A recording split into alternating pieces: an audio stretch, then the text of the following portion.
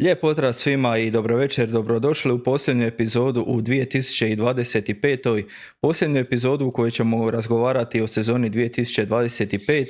Velika mi je čast i zadovoljstvo ponovno pozdraviti našeg gosta Bruno Jurića. Bruno, dobro večer. Dobro večer Stipane, dobro večer Antonio i pozdrav vama i svim gledateljima. S nama je naravno kao i uvijek Antonio. Antonio, dobro večer i tebi. Dobro večer, lijep pozdrav svima, nismo se čuli neko vrijeme, ali eto nas nazad. Da, sezona 2025 je iza nas. Ovako, prvo prije što krenemo u sezoni, Bruno, kako si? Dobro sam, hvala na pitanju. Malo je bilo neke viroze ovih dana, ali sve u skladu sa ovim vremenom, tako da dobro je. A kod vas dvojice? Dobre, ne možemo se požaliti također, ova prehlada nije zaobišla ni nas. Tako je, viroza je svugdje bila očito. Dobro, Je. Ništa onda, ako ste spremni da se odmah bacimo na posao.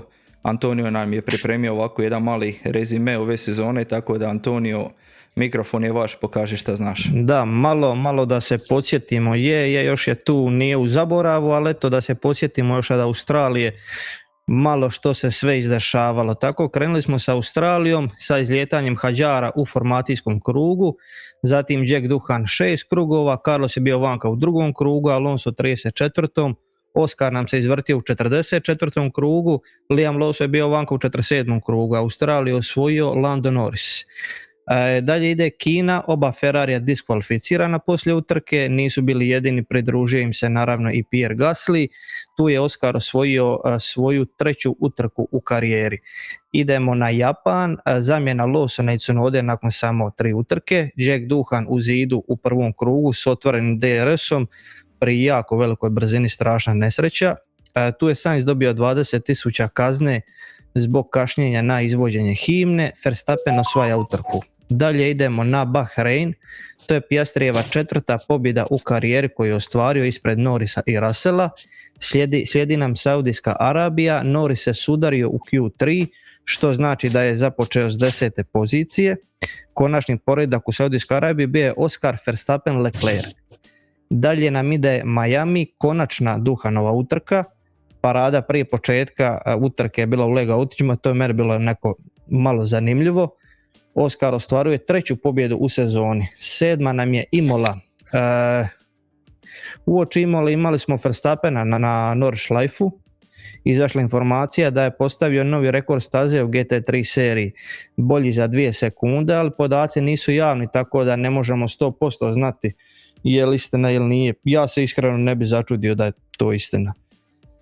Colapinto nam se u Imoli vraća sa stilom u sudaru s Yukijem. Prva trojka nam je tu, Verstappen, Norris i Oscar Piastri. Dalje nam ide Monaco, prva utrka sa 2 obavezna stajanja u boksu kako bi se utrka učinila zanimljivijom. Na kraju, ne znam, moje mišljenje, možda su dobili još dosadniju utrku. Ja mislim da možda to čak i nećemo opet vidjeti u Monaku. Pobjeda Landa Norrisa. Dalje nam ide Barcelona. Stroll nije mogao nastupiti na utrci, navodno zbog pada s bicikla, dok se šuškalo da je zbog ispada nakon kvalifikacija gdje je od bijesa lupio šakom o zid. U Barceloni imamo incident između Verstappena i Russella koji je koštao maksa 10 sekundi kazne. To je situacija gdje sad mi nakon cijele sezone, mislim mi neki, kažu da je to trenutak gdje je Max izgubio prvenstvo. Na podiju su prva trojka Oscar, Norris i Leclerc. Idemo u Montreal, izlazak F1 filma u Kina, Antonelli prvi podij, Norris se zabio u Piastrija gdje je propastio sebi ikakvu šansu za bodove tu, no Oscaru nije oštetio bolid i na podiju su redom Russell, Verstappen i Antonelli. Idemo u Austriju, Sainz u formacijskom krugu nije mogao pokrenuti bolid pa je na kraju startao iz pit lane-a, ali ni to nije ispalo dobro jer je bolid počeo gorjeti pa je to bila gotova utrka za njega. Lawson najbolji rezultat karijere, 6. pozicija, podij Norris, Oscar, Leclerc, Silverstone.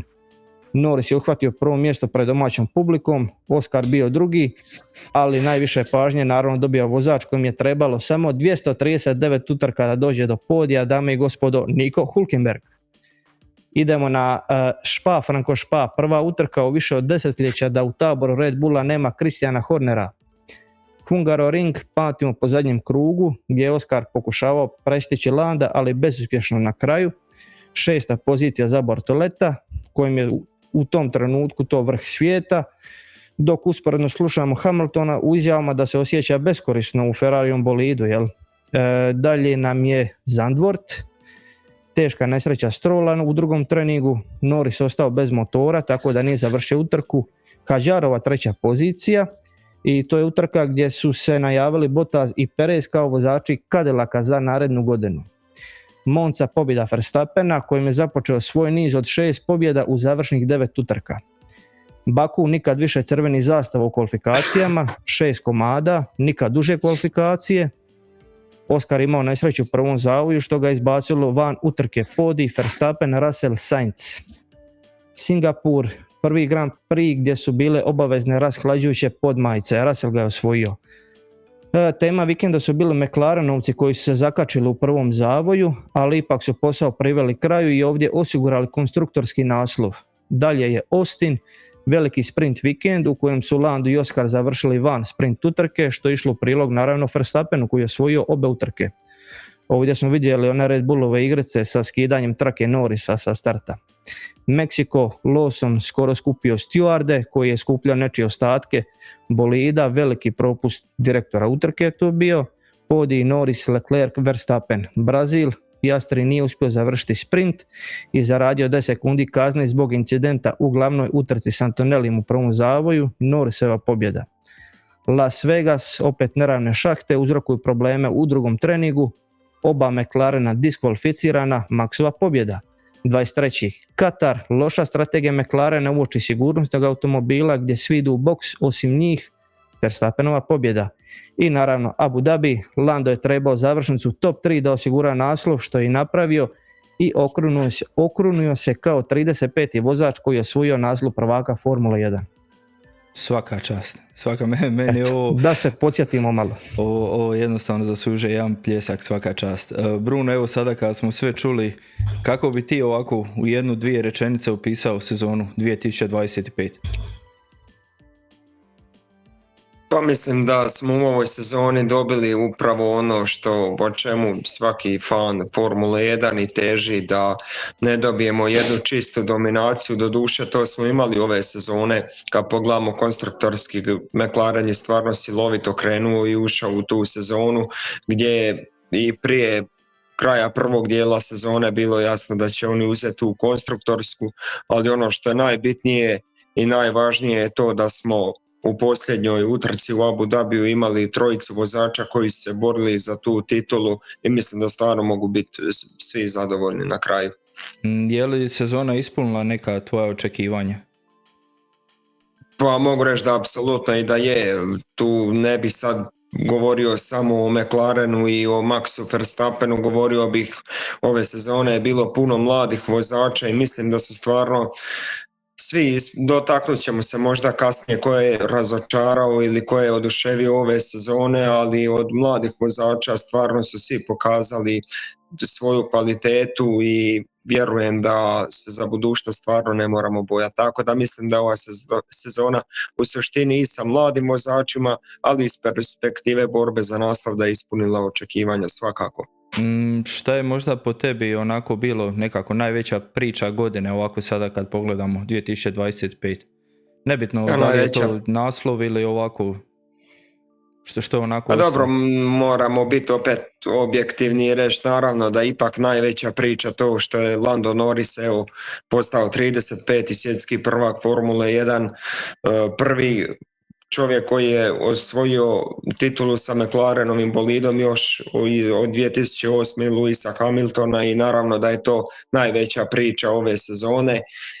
Sad, ta titula, ljudi ne pokušavaju to malo osporavati i reći da je na kraju ipak možda Max zaslužio više prvenstvo, ali sezona se vozila 24 utrke, a ne samo posljednjih 8. Tako da moramo biti objektivni i reći da je Lando Norris na kraju ipak zasluženo došao do te titule. A sad, uvijek je onaj jedan faktor bitan uz kvalitetu, uvijek je bitan i faktor sreće da vozač pokaže u određenom trenutku, a to je nešto što se kod njega u nekim trenucima je bilo krize, ali na kraju toga nije koštalo titule. Kada je bilo najvažnije psihički bio je prisutan i odradio je svoj posao onako kako treba. Najmanje je griješio. Da, evo, Da, u svakom slučaju je, apsolutno da je manje griješio i tu nema priče nikakve. Anton, A naravno da je Verstappen došao ove godine do titule, mislim to bi bio povijestan preokret za ovaj sport, jer 104 boda zaostatka u modernoj Formuli 1 nadoknaditi, to je stvarno bio bi spektakl, ali opet ponavljam, Lando je zasluženo došao do naslova. Da, Anton, evo sada kada je Bruno spomenuo, što je po tebi ova godina bila? Da li je to bila godina vozača, momčadi ili strategije? Što je na kraju odlučilo? Pa po meni strategija bi bila da McLaren nije osvojio i vozački naslov, ali na kraju moram reći godina timova, godina momčadi, jer su imali, McLaren imao najdominantniji bolid kao tim. Ferrari kao momčad je podbacio, kao i Alpine. Williams je kao tim opet imao jako dobru godinu, tako da moram reći da je ovo nekako za mene godina momčadi, timova.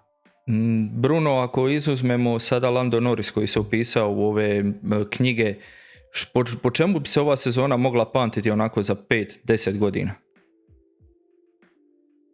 Pa po čemu bi se mogla pamtiti, a vidiš? To je sad ovo, moj odgovor je na ovo tvoje prethodno pitanje.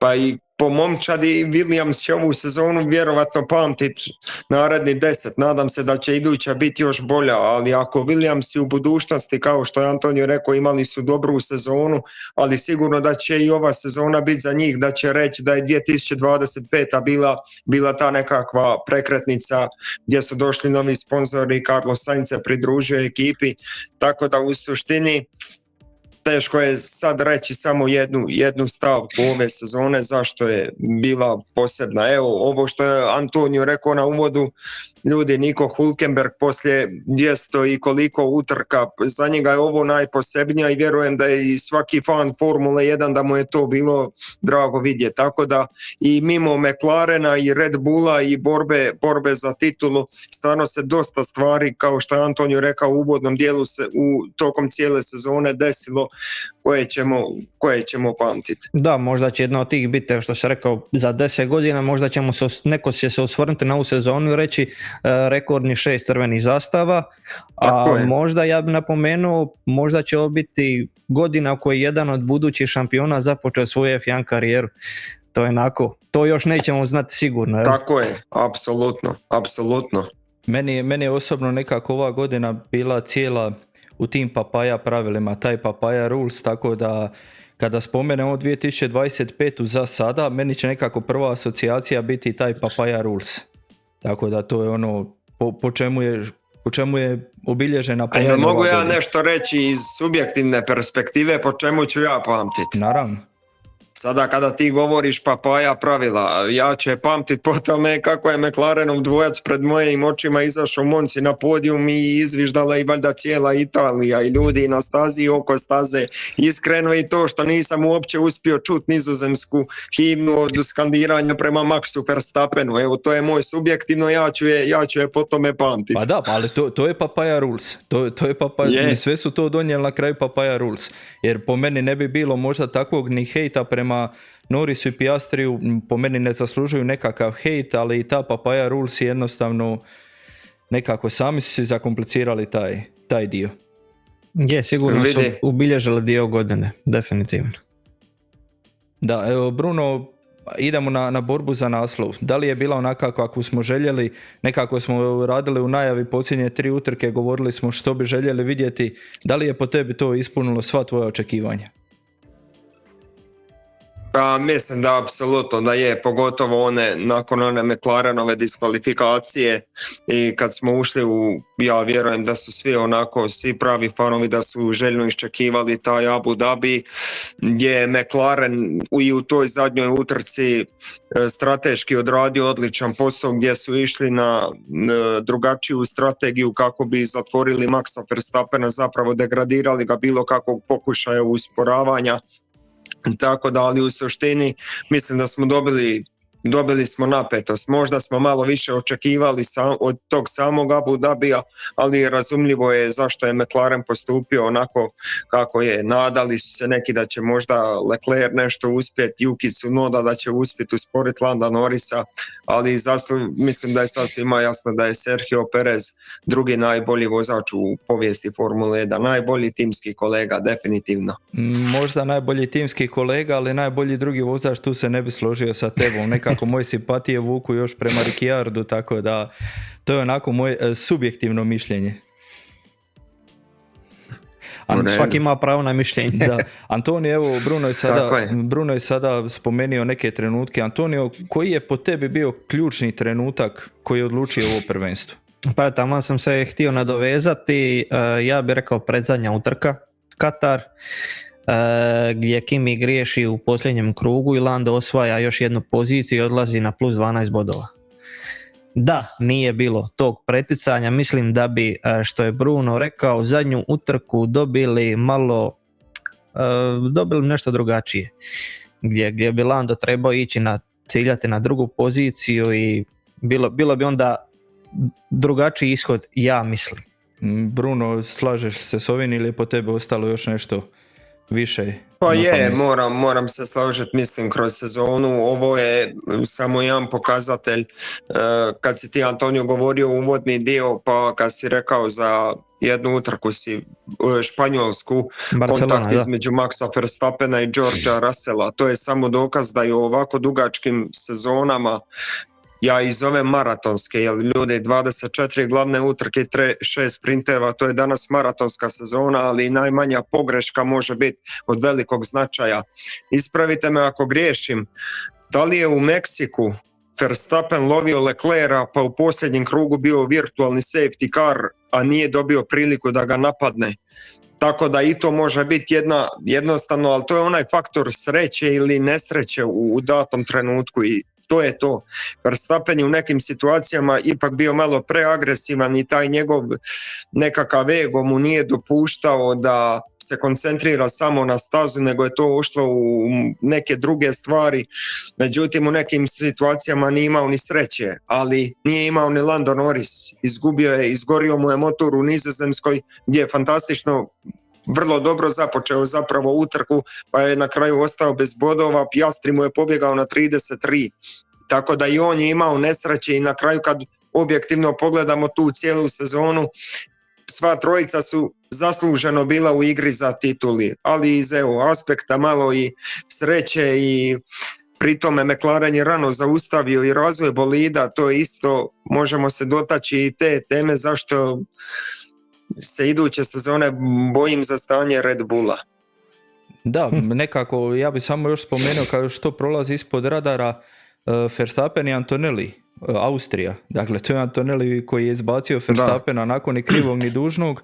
To je onako, ako bi se rekla neka nesreća što se tiče Verstappena. Po meni ključni trenutak je bila Barcelona, koja je iako bila jako daleko, što si ti, Bruno, spomenuo, taj Verstappenov ego, mislim da je on zbog tog svog ega izgubio prvenstvo tada. Jer sada kada se pogleda, naravno najlakše je biti general poslije bitke, ali da se nije dogodilo u Barceloni to što se dogodilo, mislim da bi sada nekako drugačije pričalo u ovoj sezoni. Da, mada to je bilo davno. Kad pričamo o trenutku kada se sezona prelomila, jer pazi, to je Barcelona je 9. utrka. Gdje je Verstappen bio u 9. utrci u sezoni? Mislim da ćemo da tražimo da bi našli neki intervju Verstappena gdje je rekao da se ne nada ničemu od ove sezone.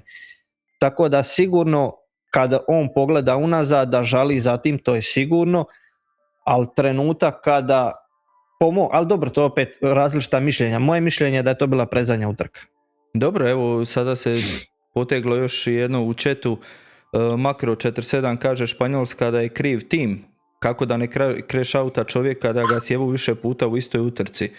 Pa da, može biti tim kriv, ali ipak nekako ono što je on napravio po meni nije trebao Max Verstappen napraviti. Tu bi se osvojilo malo više bodova nego što se stvarno osvojilo. Tako da, može neki postotak krivnje otići i na tim, ali ono je jedna po meni osobno velika Maxova greška, puno bodova prosutih tada nisu bila toliko bitni ti bodovi, no međutim na kraju se pokazali kao evo, jako bitni bodovi. Tako je, definitivno. Bruno, idemo sada malo na Landa Norrisa. Da li je pobjedio na kraju, kada se sve zbroji i oduzme, njegov talent, da li je pobjedio bolid ili čak možda mentalna njegova snaga? Pa znaš kako, da ti budem Stipe iskren, mislim da sve tri stvari kad spojimo u jedno da je to zapravo odgovor. Bolid je imao odličan ove sezone i kažem, Lando je jako puno i to je nešto što će u budućnosti morat popraviti, jer ne možeš svaku sezonu imati baš toliko, ajde da kažemo, neke situacije gdje toliko griješiš u bitnim trenucima, da je Red Bull bio al pari cijelu ovu sezonu, da je Verstappen imao konkurentan bolid, sigurno da se ovo ne bi ovako možda završilo, ali u svakom slučaju mislim da su sve tri stavke itekako važne, jednako važne u tome što on osvojio titulu. Da, reci mi Bruno, bez obzira sada na konačni poredak, kako je tko ostao, ko je po tebi nekako bio vozač godine, tko je obilježio ovu 2025? Ko je obilježio? A znaš kako? Obilježio je Lando Norris. Evo, objektivno, Lando Norris je neko ko je nju obilježio. Mi se možemo vraćati na papaja pravila, na te nekakve naredbe, dotaćemo se i Oskara Piastrija, da budem iskren, njega ću malo naribat, zato što ovo je nedopustivo.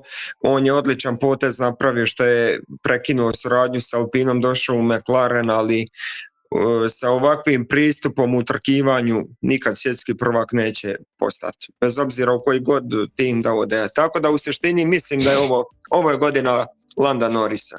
Čovjek je došao do svoje prve titule u karijeri i to je ono, na kraju samo se prvaci pamte. Da, ja bi se složio tu s Brunom i samo bi nastavio i vratio se na ono što je on govorio. On je osvojio taj naslov ponajviše, ja i ti smo to Stipe komentirali kroz cijelu sezonu, kroz drugi dio sezone, radom na svojoj mentalnoj snazi, kroz sezonu. On je imao i više nego konkurentan bolid, ali presudna stvar je bila mirnoća pod pritiskom i izbjegavanje grešaka kada je to bilo ključno, a to je bila završna sezone. I izbjegavanje komentiranja, što je rekao Christian Horner dok je bio, osvrtanje na komentare Helmuta Marka i bilo šta, znači posvetio se stazi, bolidu i upravo Anton što si ti rekao svoj psihičkom nekakvom tom razvoju, jer naravno kako je sezona išla kraju, pritisak je postajao sve veći, obruč oko titule je bio sve se više stezao i naravno da je jako bitna stvar psihička ta priprema.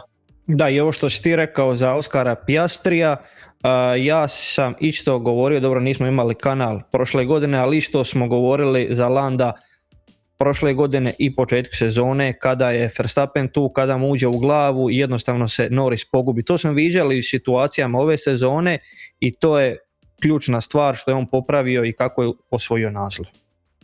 Ali naš šta bi, ja ne znam Antonio, evo, da li bi se i vas dvojica složili?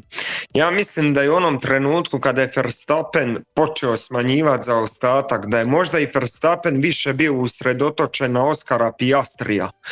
Da je on možda smatrao da će Oskar na kraju izdržati, da mu je Oskar zapravo najveći protivnik. Tako da se onda je tu i nastala nekakva možda rupa u toj javnoj komunikaciji ili u tim javnim paljbama kako je to znalo biti prošle sezone. Ne kažem da to je slučaj, ali mislim da i Verstappen možda više naginjao na to s obzirom na bodovnu prednost da će Piastri na kraju doći do titule i da će on zapravo biti njegov nasljednik. Pa iskreno, to je i moje razmišljanje bilo negdje tamo do Bakua. Eto, ako ćeš iskreno. Da. Tako da moguće da su pravu.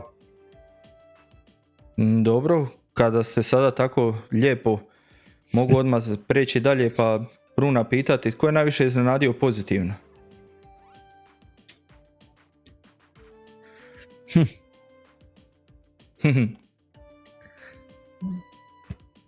Mogu li ja? Možete, slobodno.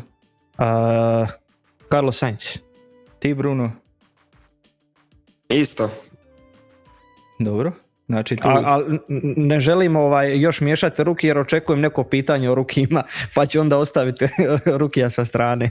Dobro, znači mislim da se možemo složiti svo troje da je Carlos Sainz nekako najugodnije, pa ne možemo reći iznenađenje, svi znamo tko je Carlos Sainz, ali da je nekako obilježio ovaj povratak u Williams u nekom dobrom tonu, iako u početku nije to izgledalo baš tako.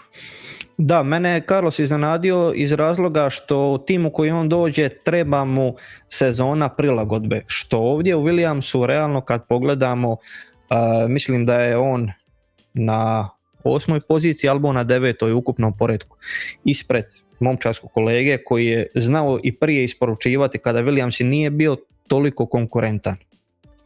Tako da me tu iznenadio i meni iznenađenje osobno Carlos Sainz, da. Dobro, a sada idemo na totalnu suprotnost. Evo Bruno, možeš ti prvi. Tko je najviše razočarao?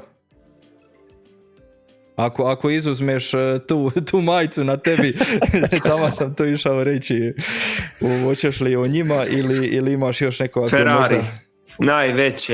Ferrari, najveće razočarenje ove sezone i tu podvlačim crtu, a ako pričamo o vozačima to je Lewis Hamilton i to je to. Koliko god Hamilton je veliki prvak, Ferrari najveća ekipa, ali brojke ne lažu. Od ambicija, o borbi za titulu i ono što je Frederic Vasseur rekao da će se Ferrari boriti ili barem za jednu titulu. 24 utrke Lewis Hamilton nije došao na podijum. Brojke ne lažu i to je to. Kako brojke ne lažu da je on najuspješniji vozač u Formuli 1, isto tako ne lažu da je ovo najveći promašaj za ovu sezonu, a iskreno ničemu bolje se ne nadam ni iduće, jer već sada se šire nekakve glasine da se u Ferrariju dešava ponovo tako reći potres i taj sukob unutarnje te politike, a znamo i kad to funkcionira dobro da rezultati izostanu, tako da mislim da su dani Frederica Vasseura u Ferrariju odbrojani i da ćemo idućih 5 utrka, da ćemo negdje 5. 6. utrka iduće sezone možda biti zadnja kao šef ekipe. To je to. Ferrari definitivno. Ovo je sad već jako opasno što je najavljivaš. Jer ako oni ovako loše uđu u ove promjene pravila, može se onda očekivati i za cijelo vrijeme ovih pravila da će tako biti blagi pa reći da neće izgledati dobro. A dobro, Ferrari će promijeniti politiku. Onda će vrlo jasno reći ne spremamo se za iduću sezonu nego za novu eru tehničkih pravila. Onda su ljudi 4 godine znaju da od titule neće biti. Dobro. Antonio, imaš li ti nekoga ko ti je ovako najviše razočarao? Pa ovdje se jednostavno moram složiti sa Brunom, reći Ferrari što se tiče momčadi, a Hamilton što se tiče vozača. Ne bi ništa previše puno dodavao, sve je Bruno rekao. Hamilton je jedan takav šampion, jednostavno ne može sebi dopustiti ovo što je učinio ovu sezonu. Dobro, zadnje 4 utrke, 4 ispadanja u Q1 ljudi, to je nedopustivo. Ja bi se složio sa vama da je Ferrari nekako tu ponajviše razočarao, ali ne bih tu isključio ni Alpine koja je jednostavno odustala od svega ove sezone, niti su pokušali se boriti niti išta, tako da nisu očekivanja kao od Ferrarija, to sve stoji, ali Alpine jednostavno bila momčad koja ove godine samo čekala da godina prođe i to je to. Tako da nekako te dvije momčade, a što se tiče vozača, meni i dalje stoji Colapinto kao vozač koji po meni nije nešto bolji od nekih vozača koji mogu tu ući u Formulu 1. Tako to je nekako moje osobno mišljenje. Pa dobro, znamo kako je to sjedalo u Alpinu. Tko više plati njegovu? Tako je, da. Bruno... A još kad je šef Flavio Briatore. To je odlična kombinacija. Bruno, da li je, što se tiče vozača, da li je neko odvozio ovu sezonu onako da je prošla ispod radara, a da je zapravo radio jako dobar posao? Rekli smo već Carlos Sainz, ali on je bio nekako i pod svjetlima reflektora. Da li je nekako ovako, na koga kamere nisu često okrećale, a da je zapravo radio jako dobro?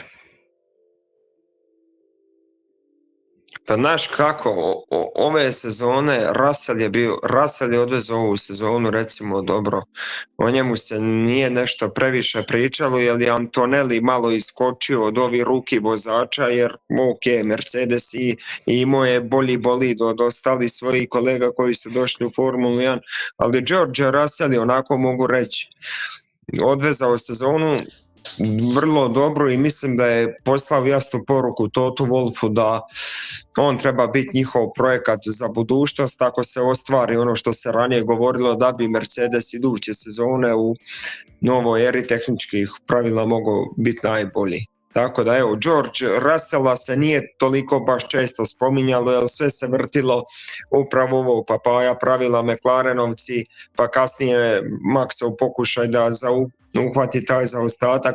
Na koncu konca moram kritizirati i režiju Formule 1 koja je u nekim utrkama bila izuzetno loša, tu prvenstveno mislim na onu utrku u Singapuru, ono je nedopustivo. Tako da, nažalost, ti si u pravu kad si rekao prošli ispod radara, oni su ispod kamere prošli.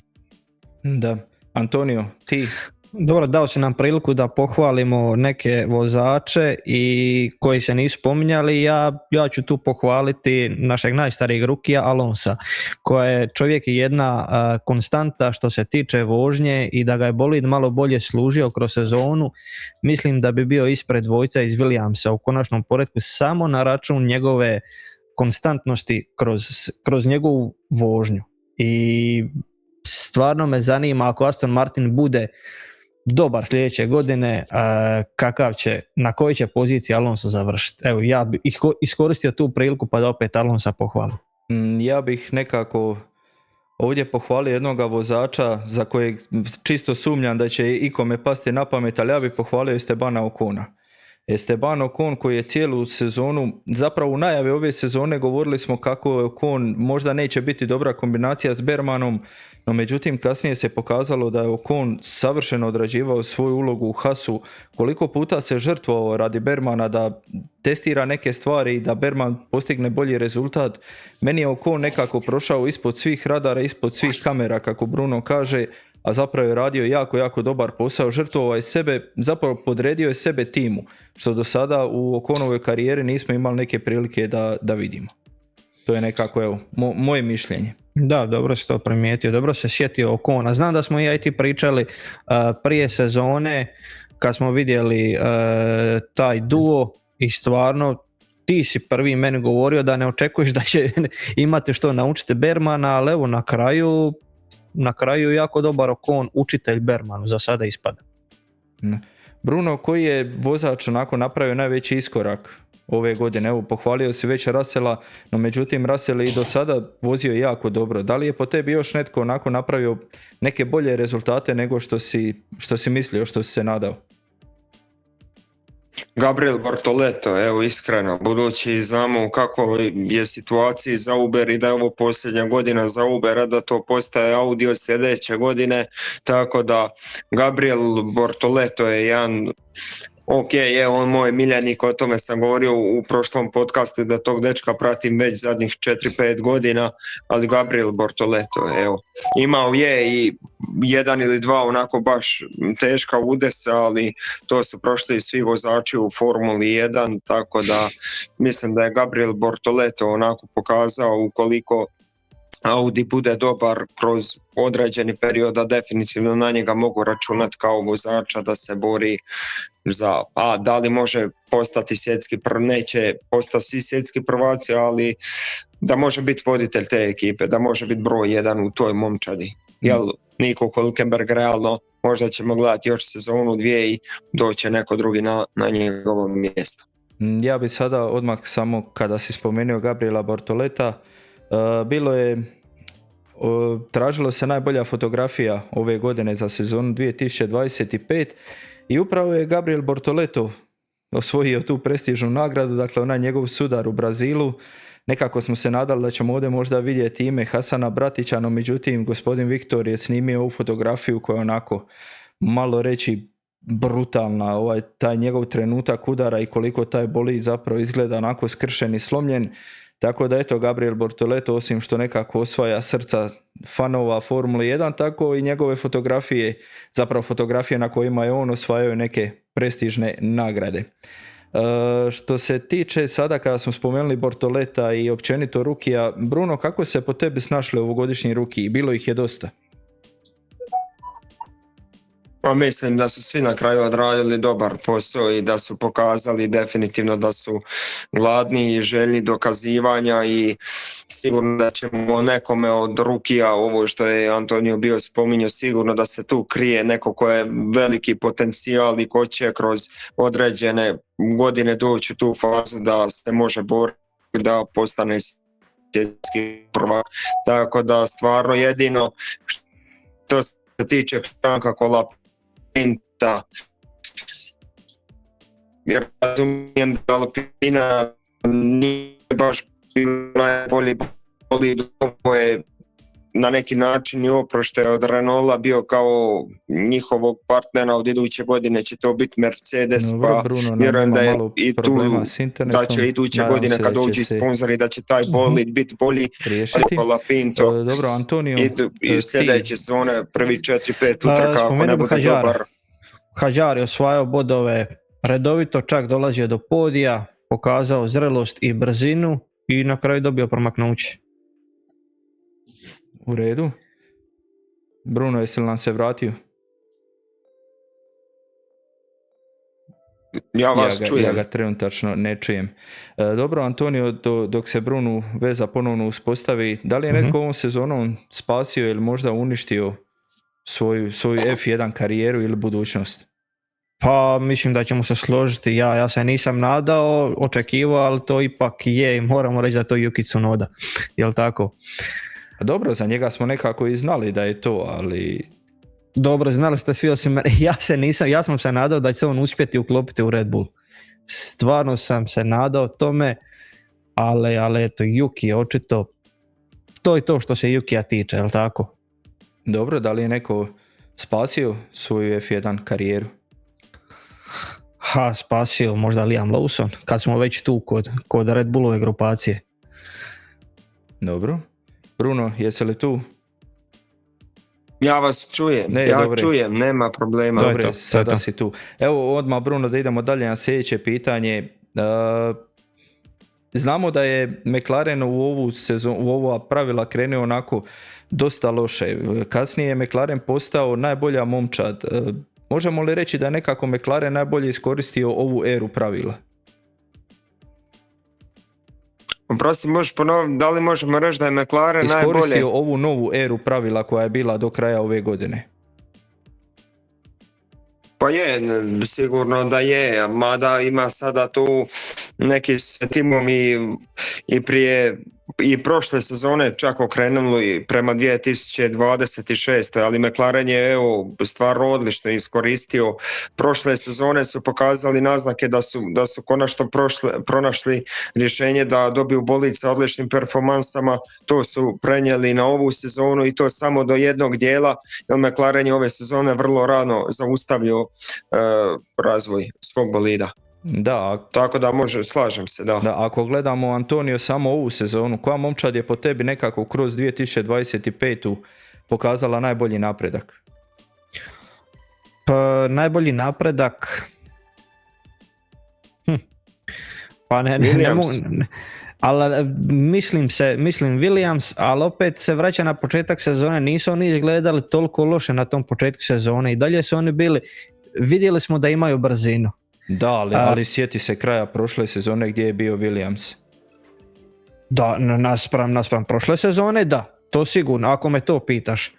Ali kroz cijelu sezonu, razvoj, ono što je McLaren napravio prošle godine, to ne bih htio reći za Williams. Jer sjetimo se, prošle godine McLaren na sredini sezone postao dominantan bolid. Da, ali... Što se tiče ove sezone, niko nije takav iskorak kao što je McLaren napravio prošle godine napravio u ovoj sezoni, a naspram prošle sezone sigurno Williams. A možda Haas ovu sezonu? Ako ćemo gledati baš ovu sezonu. Pa dobro, može Haas. Može, Bruno, ti? Pa slažem se s ovim što ste rekli, da. Ja bi isto tu stavio Haas, definitivno. A to su bile pohvale, idemo i sada malo kuditi. Koja je momčad ovako nekako strateški najviše griješila u sezonu? Evo, ko će prvi nek se javi.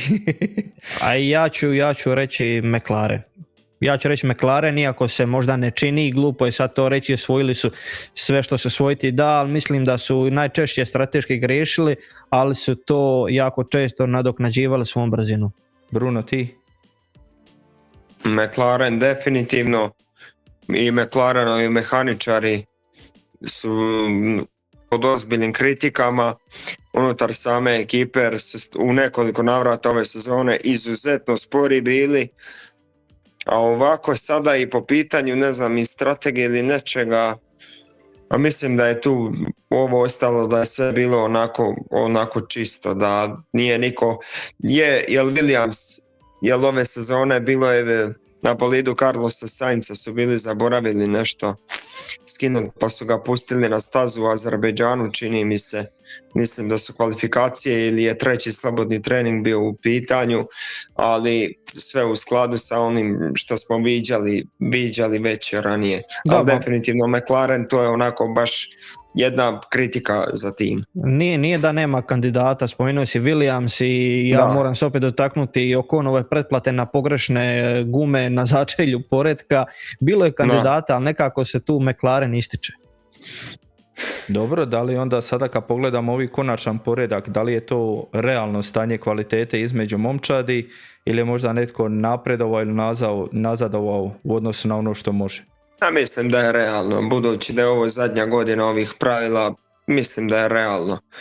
Jer evo, Alpina je zadnja na kraju na poretku, ali znalo se još 2023. krajem da će 2025. biti zadnja godina i da se Renault tu povlači, pa prodaja za Uber, tako da jako puno je tu došlo do promjena. Jedino eventualno očekivao sam od Aston Martina možda da će ove sezone biti bolji, ali očigledno da je Adrian Newey usredotočen isključivo na sljedeću godinu, tako da ajde i to može biti onako nekako pokriće zašto su izostali rezultati ove sezone. Antonio, ti? Da, tako je.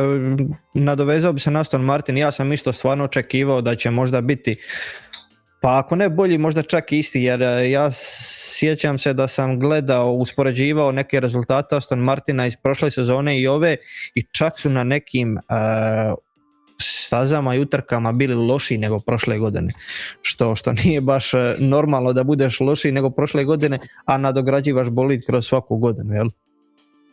Dobro, ja bih se sada dotaknuo malo FIA. Bruno je tu već nešto spomenuo i režisera utrka i svega toga, pa da krenemo malo od toga. Mislim da je to napokon, da se ove godine povuklo malo pitanje toga što se pokaziva na televiziji i tako dalje. Bilo je toga i prije, no ove godine nekako je eskaliralo. Evo Bruno, ti si to spomenuo, pa ako možeš da se nadovežeš još malo. Što je ono što režiser nama pušta u prijenos?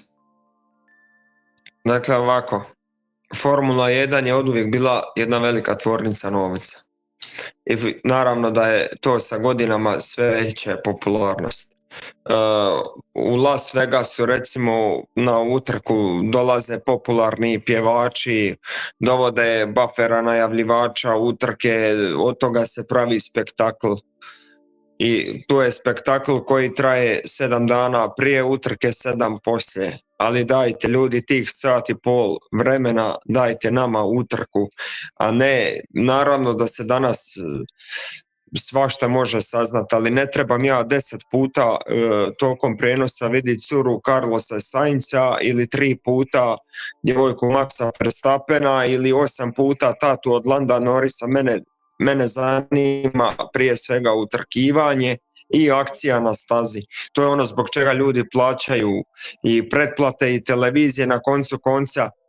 Evo vas sad pitam, sutra da imate priliku otišta bilo koju utrku i ući u garažu, da vam neko kaže uđi u garažu Red Bulla, hoćete vi tražiti Maxa Verstappena ili ćete tražiti njegovu djevojku da se slikate ili njegovog tatu Josa?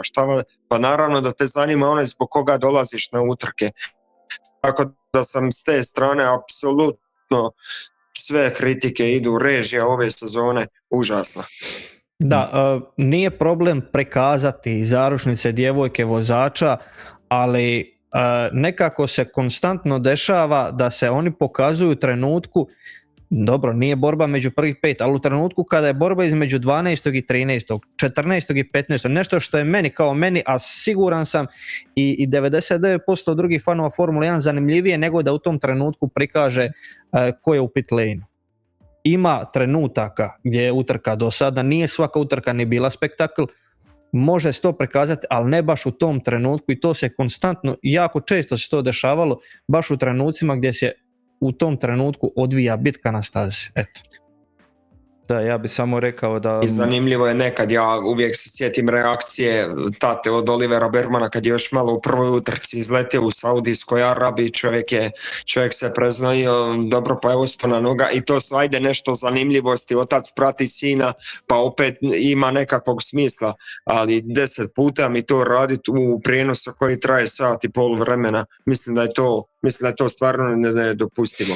Da, ja bi se složio s vama, možda čak bi nekako rekao nije problem to prikazati, ali evo što si ti Bruno rekao sada da 10 puta gledaš jedno te isto.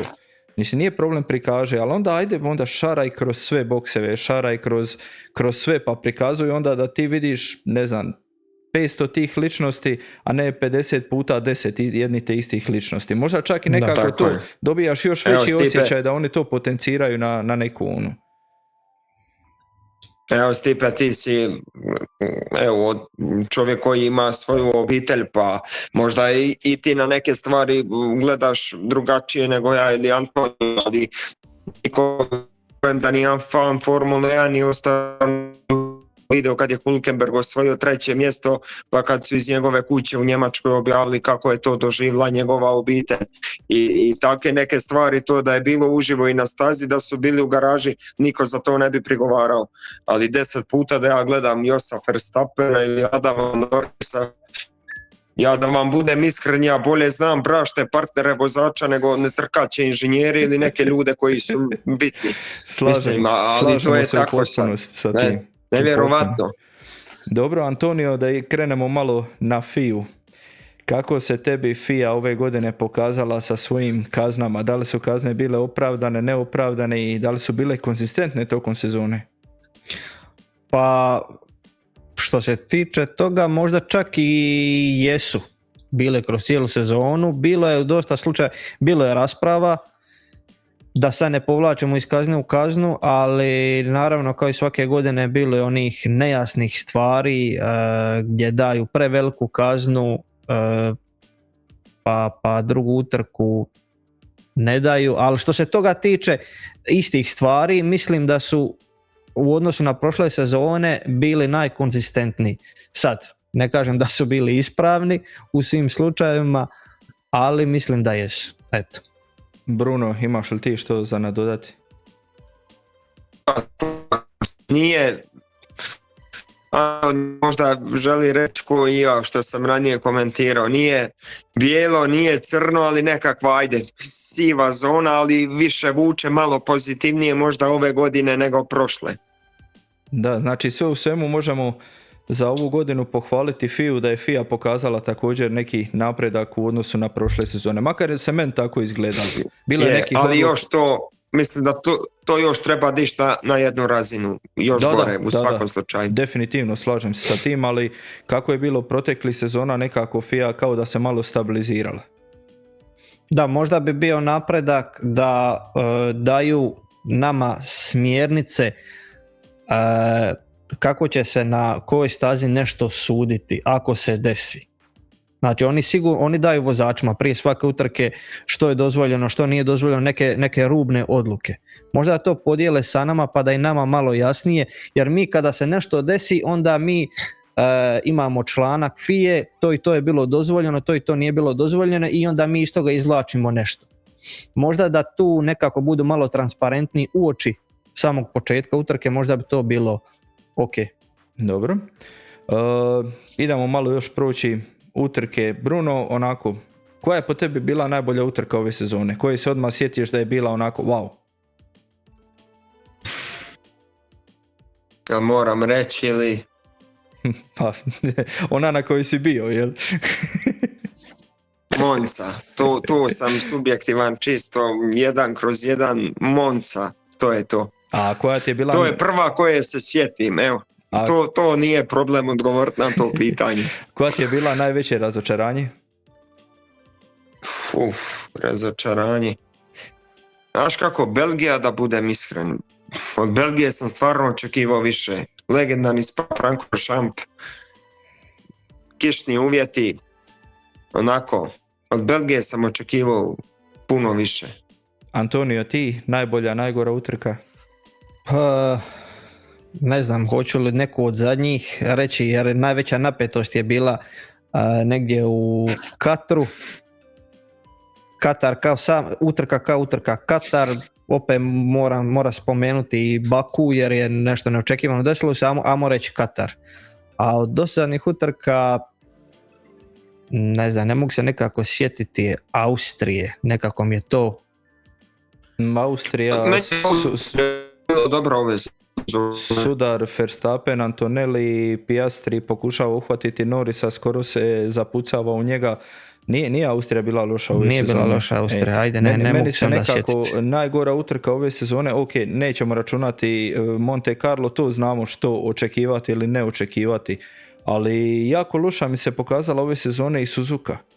Nekako Suzuka koja je bila cijelo vrijeme je bilo to nešto DRS vlakić, ok, znamo ni za Suzuku da nije nešto spektakularna staza, pogotovo sa ovolikim bolidima, ali je ove sezone nekako bila strašno dosadna, makar po meni. Ili je to bila onako rano ujutro dizanje, gledanje, pa onako još pospanost, ali moj dojam je da je Suzuka stvarno razočarala ove sezone. Moguće, nakon prvog kruga, tu je Jack Doohan, prvi krug, završio u zidu i nakon toga to je bilo to. Pa da, to je meni nekako ovako. Da, to je bilo to. Ne. Bruno, što se tiče kalendara malo u 2025. Da li si zadovoljan sa količinom utrka, da li bi nešto nadodao, izbacio, da li bi nekako promijenio možda nekako da se vozi na primjer cijela Europa pa cijela Amerika ili općenito kako si zadovoljan s ovim kalendarom? No, vidi ovako, mislim da je utrka i više nego dovoljno, ja nisam baš ljubitelj ovih sprint utrka, to bi nekako stavio po strani. Druga stvar, bilo bi dobro ovo što si rekao, samo Europa pa Amerika, ali vremenske prilike to ne dozvoljavaju, zato što ne može sezona se voziti 3. mjesec, 2., 3., 4. mjesec. Formula 1 u Europi nema što tražiti, a tako ide i kalendar, tako da ipak moramo gledati da nisu vremenske prilike uvijek idealne za utrke, ali evo, kažem, sprint utrke, to je nešto onako što bi izbacio, a bio mi jedan momak postavio ranije pitanje, pa odmah da odgovorim, vezano za ovo rotiranje nekih utrka. Šta znači rotiranje?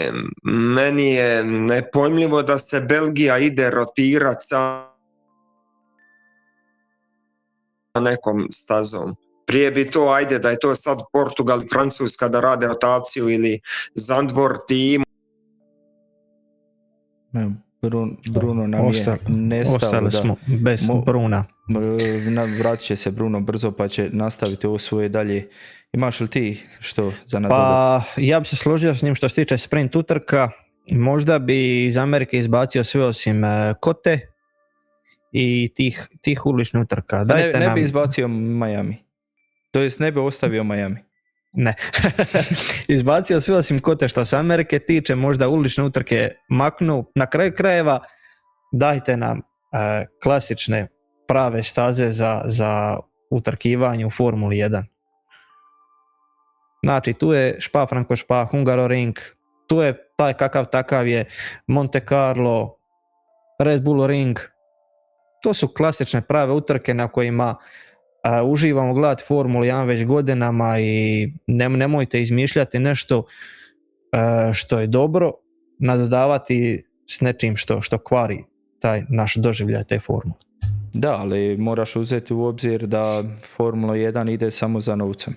U današnje vrijeme Liberty Medije, novac određiva sve. Nismo mi fanovi, nisu ni vozači toliko ni momčadi, današnja formula se samo vrti oko Liberty Media. Tako je, istina, moram se složiti s tobom, ali opet, pitao si me što bi ja promijenio. Samo da mi Antonio pošalje još tvoj link. Samo malo vraćamo Bruna nazad u stream dok se to riješi.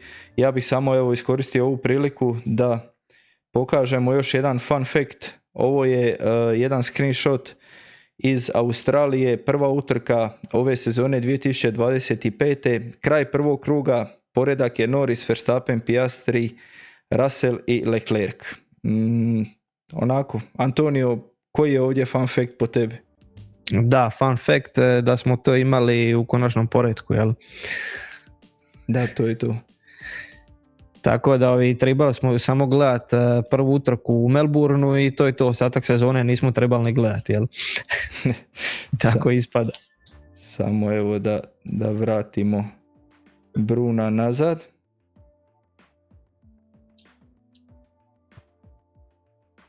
Evo ga Bruno, tu si. Izbacilo te kada si razgovarao, to jest kada si pričao o Spa-Francorchamps i vrćenju nekih utrka i zašto ne Spa-Francorchamps? Da, to je jedna stvar koja me smeta. Spa je po meni legendarna staza i utrka koja bi trebala naći svoje mjesto da bude redovno u kalendaru. Pogledajte šta se dešava sad u Madridu. Madrid, postoji mogućnost da će se Imola na kraju voziti iduće godine. Tako da mislim da to nekakvo forsiranje je stvarno bespotrebno. Evo, ja idem u Barcelonu koja će možda biti u kalendaru i 2027. godine, a išao sam ciljano iduće godine, mi je želja bila otići posjetiti tu stazu i mislio sam da više neće imati prilike. Tako da mislim to nekakvo forsiranje nekih utrka da je onako baš bespotrebno. Da, mi smo se baš dotakli toga dok si ti bio van. Koliko zapravo Liberty Media više ide za novcem, a ne za nekako sami utrkivanje sve. Da, sve mi shvaćamo, razumijemo, novac je taj koji određiva sve, Liberty Media radi za novac. Ali opet nekako sve više i više toga, sve više je staza kao što su Miami, kao što je on... Pitanje je samo gdje je kraj. Ako je kraj ovdje, pa da ćemo imati nekih otprilike ovakvu neku vagu nekih pravih staza i tih umjetnih staza koji donose novac, ja bi potpisao odmah. Ali da li je tu kraj ili će Liberty Media nastaviti i dalje ići samo za novce? Kraj može, ako će nastaviti ići za novcem, kraj će im biti da će napraviti kontraefekat gdje će sve manje i manje ljudi započinjati pratiti Formulu 1. Uvijek će to biti grupa ljudi kao što su mi koji će uvijek pratiti Formulu 1, ali neko sa strane, neko ko voli samo pogledati tu i tamo utrku, neće više ni pogledati. Bruno, slažeš se ti s ovim? Apsolutno. Prije ljudi koji nisu pratili Formulu 1 uvijek su gledali Monaco jer je bila gradska utrka, a danas za 10 godina će početi gledati jer postoji jedna prava trkača staza.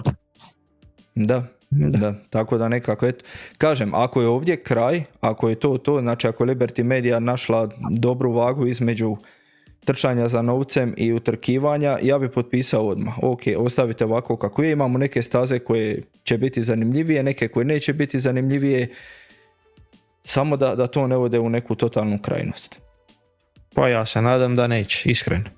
Dobro, evo sad prošli smo sva neka pitanja koja su pripremljena, neka više, neka manje. Općenito ovako, Bruno, tvoje nekako završno mišljenje za 2025. Evo, završno mišljenje da je ova era Formule 1 kakvu smo do sada gledali završena i mislim da je ova sezona, da je Liberty Media morala izabrati neku sezonu da bude zanimljiva u ovoj eri. Mislim da bi to bila ova zadnja godina jer ovo je zapravo najbolji možda uvod u ono što nas očekuje od iduće godine koja će biti nepoznanica za sve. Postoje naravno špekulacije da su Red Bull i Mercedes pronašli već nekakve rupe i zapravo da je počelo već nadmudrivanje inženjera, ali definitivno rezime da možemo uistinu biti zadovoljni. Evo, ja vjerujem da prvi vas dvojica s kojima sad razgovaram da sa nestrpljenjem jedva čekate i predsezonsko testiranje koje će dobro, prvo će biti zatvoreno za javnost u Barceloni, ali drugo i treće već ćemo imati neku onakvu sliku kako otprilike izvuče. I jednu bi evo stvar, samo ako dozvoljavate, dotakao bi se, znamo već otprilike kako će zvučati bolidi, mogu reći da sam se iznenadio budući da se količina struje pojačava, no međutim ne zvuči to tako loše. Nije to, daleko je to od one Formule 1 koju smo mi zavolili, ali evo zanima me i vaš komentar. Vjerujem da ste čuli zvuk evo i Hondinog motora, kakav će biti Mercedesovog, pa što vi mislite o tom? Evo Antonio, možeš ti prvi. Ja mislim da ćeš nam to ti iz prve ruke najbolje prenijeti kada budeš na stazi. Ja sam očekivao iskreno puno gore, kao što si ti rekao. Ja nisam očekivao puno gore, jer ipak i dalje oni imaju te motore. Nije to da su oni totalno izbacili motore. Motori su i dalje tu, samo što su motori ograničeni sa snagom. Da li snaga i zvuk dolaze proporcionalno jedno drugome, pa i ne baš. Može se iz jako malih motora izvući jako dobar zvuk. Pitanje je sada što će biti na kraju kada se ide ta ispušna grana, kada se montira sve, kada dođu te prilagodbe, kako će to na kraju sve skupa zvučiti. Vidjet ćemo. Ovako sam zvuk sirovog motora je dobar. Hoće li taj zvuk, ta ispušna grana prigušiti ili neće, to nam ostaje za vidjeti. Jedno pitanje od mene. Ajmo se momci malo kockat. Iduće sezone, ko osvaja titulu? Evo, najbolji kraj podcasta i zadnjeg podcasta je da započnemo neki novi u budućnosti, ako nam Bog da zdravlja, pa evo, ajde, možeš ti, Stipane, prvi. Titula, Russell. Antonelli.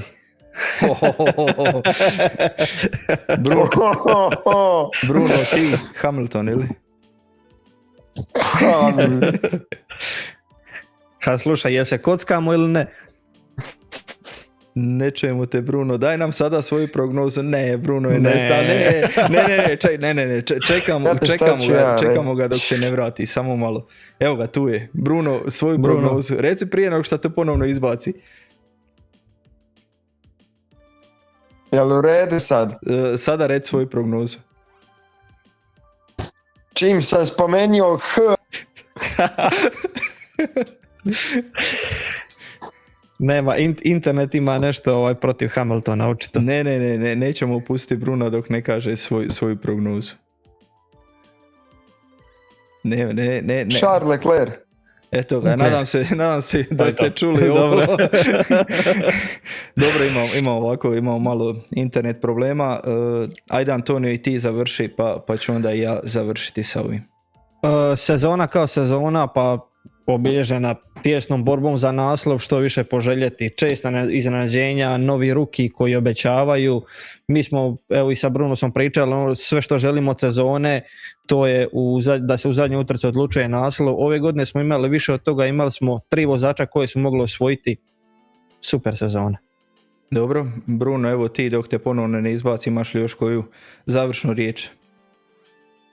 Imam, evo obećajem jednu stvar, evo ovo neka bude, ako iduće sezone Ferrari dođe do bilo koje titule, ja obećajem da ću osobno doći kod vas i da radimo podcast uživo. To je jedan od planova, ali ukoliko evo da malo to približimo, ako Ferrari bude dobar do Barcelone, iz Barcelone sa staze uživo ćemo napraviti barem jedno kratko javljanje da na nekakav način se vama zahvalimo i da i vi na nekakav način malo i približite ljudima koji vas prate kako to zapravo izgleda jedan odlazak na utrku Formule 1 i koliko je to zapravo veliki doživljaj. Ako Ferrari bude konkurentan, ako ne bude konkurent u Hrvatsku, jer 5. utrka mislim da je red da pobjede. Može, evo i ja ću sada završiti. Ja prvo Da se ispričavam zbog ovakvih tehničkih poteškoća neću, jer ovo što mi radimo, mi se zapravo javljamo iz 3 različite države, ako niste znali, i zapravo je teško malo ukomponirati to sve u jednu. Mi se trudimo, pokušavamo to koliko god možemo. Ono što ću vam obećati iduće sezone da ćemo to pokušati dignuti na još jedan veći level, na jednu veću razinu. Prvo i osnovno, ova sezona je nekako bila cijela čudna za nas. Ovo je novo što smo počeli raditi, radili smo onako nekako iz ljubavi, još i to i dalje radimo iz ljubavi. Nemamo nikakvu monetizaciju, nemamo ništa i nadamo se da će tako i ostati, jer dokle god nas pokreće neka ljubav prema svemu ovome, mislim da se radi nekako najbolji posao. Što se tiče iduće sezone, naravno da ćemo pokušati Bruna dovući uživo ako ikako možemo, jer nas troje se moramo sastaviti najprije za početak u istoj državi, a nakon toga u istom mjestu pa da napravimo podcast.